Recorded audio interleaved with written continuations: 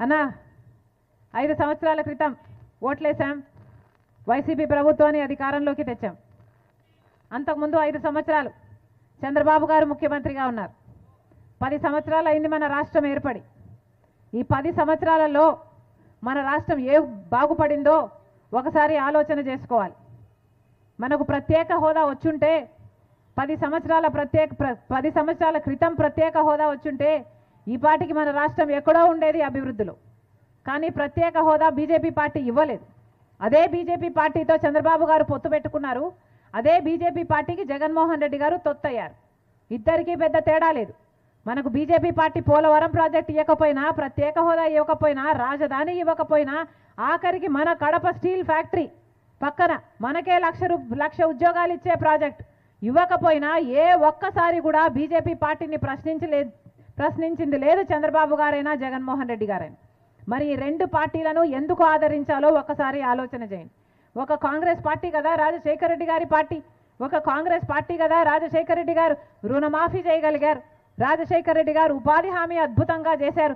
రాజశేఖర రెడ్డి గారు fee reimbursement అయినా, ఆరోగ్యశ్రీ అయినా, ఏదైనా 40 లక్షల మందికి ఇల్లులు కట్టడం అయినా ఎన్ని చేశారు.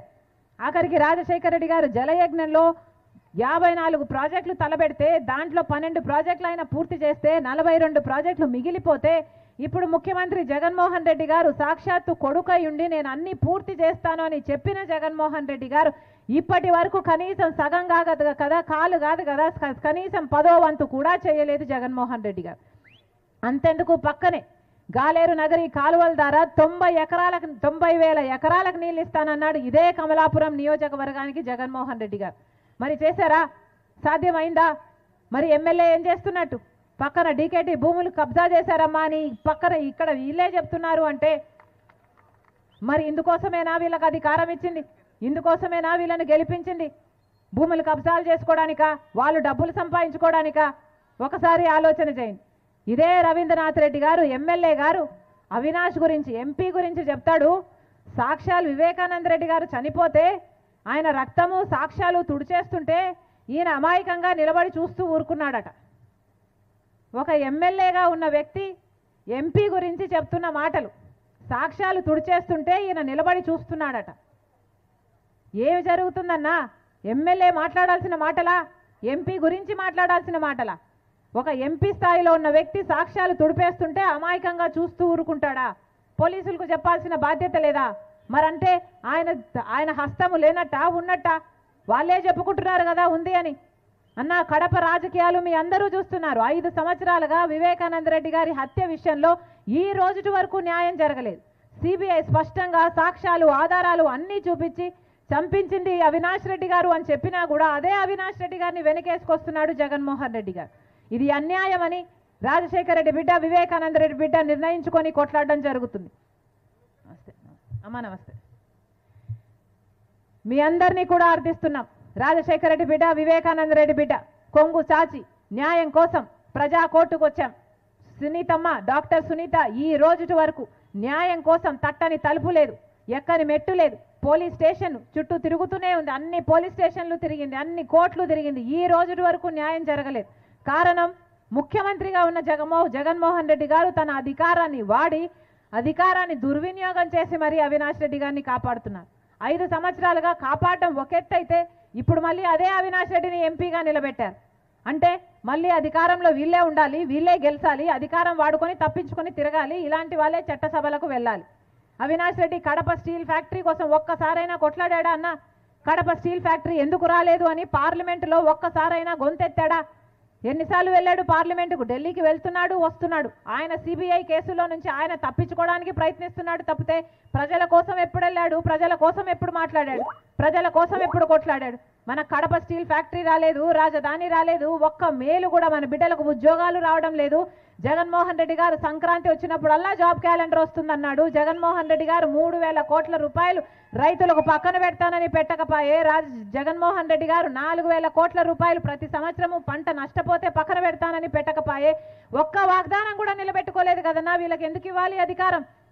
అధికారం ఇస్తే ఎందుకు వాడుతున్నారు? వాళ్ళ స్వప్రయోజనాల కోసం బీజేపీతో పొత్తులు పెట్టుకుంటున్నారు, తొత్తులయ్యారు. వాళ్ళ స్వప్రయోజనాలకు ప్రజల ప్రయోజనాలను తాకట్టు పెట్టారు. ఒక్క మేలైనా జరిగిందా మన రాష్ట్రానికి? రాజశేఖర రెడ్డి గారు కూడా 5 సంవత్సరాలే ముఖ్యమంత్రిగా ఉన్నారన్నా. కానీ 5 సంవత్సరాలలో రాజశేఖర రెడ్డి గారు ఎంత సాధించారు, ఎంత పేరు సాధించారు? అదే 5 సంవత్సరాలు జగన్మోహన్ రెడ్డి గారు కూడా ముఖ్యమంత్రిగా ఉన్నారు కదా. మరి జగన్మోహన్ రెడ్డి గారు 5 సంవత్సరాలు ఏం చేశారన్నా? ఒకసారి ఆలోచన చేయండి. ఈరోజు రాజశేఖర రెడ్డి బిడ్డ కాంగ్రెస్ పార్టీ తరఫున ఎంపీగా పోటీ చేస్తుంది.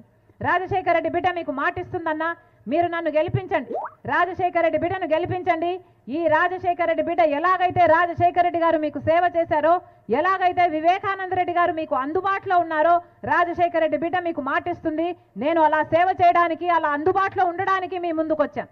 మీరు ఆశీర్వదించండి, నన్ను గెలిపించండి. ఈ రాజశేఖర రెడ్డి బిడ్డ మీ బిడ్డ అవుతుంది, మీ బలం అవుతుంది, మీ గొంతు అవుతుంది, మీ బాధ్యతను తన భుజాన వేసుకుంటుంది. మీకు ఎప్పుడు ఎక్కడ అవసరం ఉంటే అక్కడ ప్రత్యక్షం అవుతుంది రాజశేఖర రెడ్డి బిడ్డ. మీరు ఆశీర్వదించండి, ఈ రాజశేఖర రెడ్డి బిడ్డను గెలిపించండి. ఈ గడ్డలోనే బతుకుతుంది రాజశేఖర రెడ్డి బిడ్డ. ఈ గడ్డ బిడ్డలకే తన జీవితాన్ని అంకితం చేస్తుంది రాజశేఖర రెడ్డి బిడ్డ. మరొక్కసారి చెప్తున్నామన్నా, ఒకవైపు రాజశేఖర రెడ్డి బిడ్డ నిలబడింది, ఇంకోవైపు రాజశేఖర రెడ్డి గారి తమ్ముడు వివేకానంద రెడ్డి గారిని హత్య చేయించిన అవినాష్ రెడ్డి గారు నిలబడ్డారు. ఒకవైపు న్యాయం నిలబడింది, ఒకవైపు నేరం నిలబడింది, ఒకవైపు ధర్మం నిలబడింది, ఇంకోవైపు డబ్బు అధికారం నిలబడింది. మీరు ఏ వైపు మీరు నిర్ణయించుకోవాల్సిన సమయం వచ్చింది. దయచేసి రాజశేఖర రెడ్డి బిడ్డను ఆశీర్వదించాలని, రాజశేఖర రెడ్డి తమ్ముడికి వివేకానంద రెడ్డి గారి న్యాయం చేయాలని, రాజశేఖర రెడ్డి బిడ్డ వివేకానంద రెడ్డి బిడ్డ కొంగు చాచి మిమ్మల్ని న్యాయం అడుగుతున్నారు. ప్రతి అన్నను, ప్రతి తమ్ముడిని, ప్రతి అక్కను, ప్రతి చెల్లిని శిరస్సు వంచి చేతులు జోడించి హస్తం గుర్తు మీద ఓటేసి రాజశేఖర రెడ్డి బిడ్డను గెలిపించాలని మా ప్రార్థన. అలాగే కంకి గొడవలి గుర్తు మీద ఇండియా బ్లాక్ అలయన్స్లో సిపిఐ పార్టీ చంద్రన్న నిలబడుతున్నారు. అన్నను కూడా గెలిపించాలని మా ప్రార్థన. అమ్మా గుర్తు ముఖ్యం, అమ్మా హస్తం గుర్తు ఆశీర్వదించండి. అన్న రాజశేఖర రెడ్డి గారి గుర్తు హస్తం గుర్తు. అన్న ఆశీర్వదించండి, అన్న ఆశీర్వదించండి, అన్న ఆశీర్వదించండి. అన్న ఇది బ్యాలెట్ అన్నా.